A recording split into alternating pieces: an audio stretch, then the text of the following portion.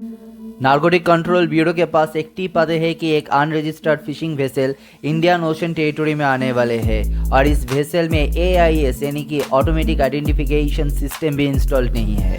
ये वेसल लेकर आ रहे हैं more than 3000 kgs narcotic substances. Tip मिलते ही Indian navy, NCB and Gujarat ATS jointly एक ऑपरेशन लॉन्च करते हैं, ऑपरेशन समुद्र मंथन 1। अब ये ऑपरेशन कैसे एग्जीक्यूट किए गए, कहाँ से आए इतने बड़े कंसाइनमेंट और क्या थे इसके पर्पस और क्या रहे इस ऑपरेशन के इफेक्ट, ये सब कुछ आज इन डिटेल इस वीडियो पर जानने की कोशिश करेंगे। इसलिए वीडियो को एंड तक जरूर देखें और जिन्होंने अभी तक इस चैनल को सब्सक्राइब नहीं किया है जल्द से जल्द इस चैनल को सब्सक्राइब कर दीजिए और साइड में जो बेल आइकन है उसको भी क्लिक कर दीजिए। Massive drug bust off the coast of Gujarat. The NCB has managed to get 3,300 kilos of drugs in this drug bust. 5 people have been arrested. This is the biggest drug bust so far. Let's go.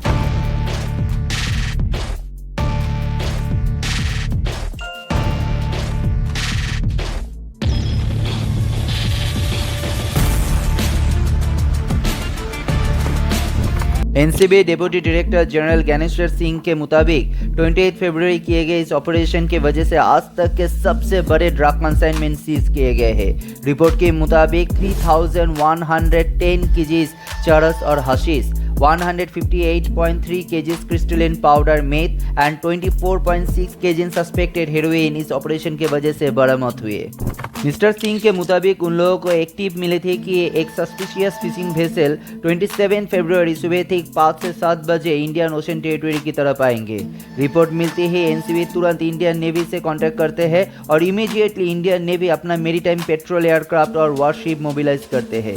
Indian worship to करके उस vessel को पोरबंदर लेकर आते हैं। उस boat में 5 foreigners जिनके पास अपनी खुद का कोई आइडेंटिटी कार्ड या फिर कोई डॉक्यूमेंट्स नहीं थे और उस बोट में मिलते हैं इतने सारे ड्रग्स। लेकिन आप यहाँ पर आते हैं एक ट्विस्ट, उस ड्रग्स के पैकेट पर लिखा होता है रास Awadh food company produce of Pakistan, मतलब ना चाहते भी आ ही गया पाकिस्तान के नाम।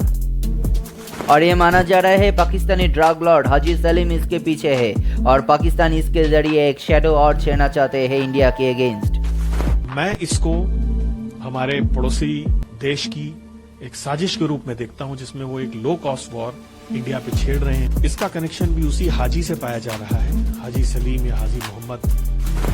हाजी सलीम के नाम पहली बार आते हैं जब 2022 के दिसंबर में उसी गुजरात में पकड़े गए एक पाकिस्तानी बोट से 40 किलो हेरोइन और काफी सारे एम्युनिशंस बरामद हुए थे। और 2023 के मई महीने कोची से इंडियन नेवी एंड NCB के एक जॉइंट ऑपरेशन में 2500 kgs मेथाम्फेटामिन बरामद हुए थे और यहाँ पर भी नाम आते हैं यही शख्स हाजी Salim. A massive drug bust, nearly 2,500 kilograms of methamphetamine, worth around 12,000 crore rupees, was seized from a vessel in the Indian waters along the Kerala coast in a joint operation by the Indian Navy and the Narcotics Control Bureau or the NCB, and this happened on Result Day in Karnataka. So it's happened on. माना जाता है इस हाजी सलीम के काफी strong link है D company, ISI और Afghan mafia के साथ।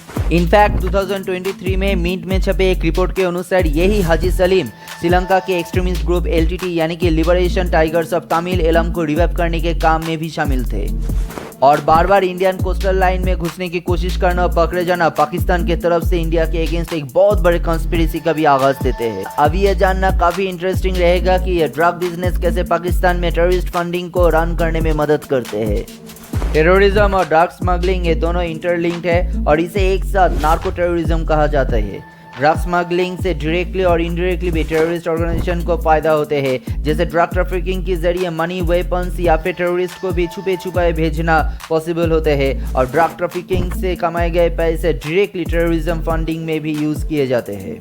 टाइम्स ऑफ इंडिया में छपे 2023 के एक रिपोर्ट के अनुसार टोटल 162 टेररिस्ट ग्रुप्स और 12 US डेजिग्नेटेड टेररिस्ट ऑर्गेनाइजेशन इस समय बलूचिस्तान, खैबर पख्तूनख्वा रीजन, POK और गिलगित बाल्टिस्तान प्रोविंस में एक्टिव है और इनमें मैक्सिमम इलीगल ड्रग ट्रैफिकिंग से जुड़े हैं ताकि financially they can stand independent और गवर्नमेंट कंट्रोल के अंदर ना आना पड़े। इनफैक्ट इंटरेस्टिंगली पाकिस्तान गवर्नमेंट भी 2022 को काफी सारे ड्रग्स सीज किए थे, जैसे कि अफगान पाकिस्तान बॉर्डर के तोरखम में 130 केजी हेरोइन सीज किए गए थे और फिर अक्टूबर 2022 को पेशेवर में बहुत सारी मेथाम्फेटामिन सीज किए गए थे।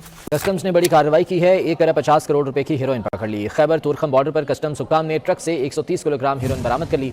कस्टम्स हुकाम का कहना है कि बैनुल अक़वामी मार्केट में मनशियात की कीमत 1 अरब 50 करोड़ रुपए है और ये पाकिस्तान कस्टम्स की तारीख में पकड़ी जाने वाली सबसे बड़ी मिकदार है।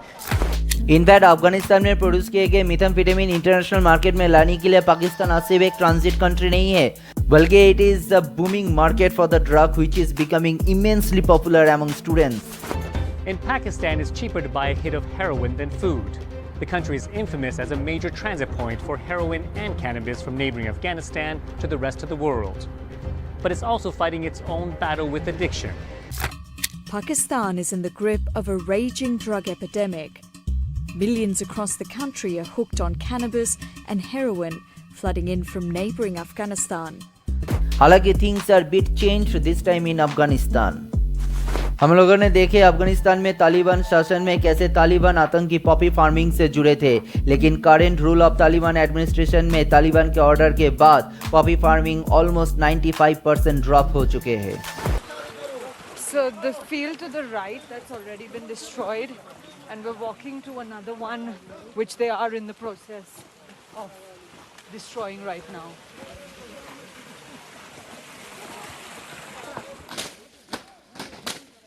Farmers have been trying to grow poppy hidden away from view, between other crops.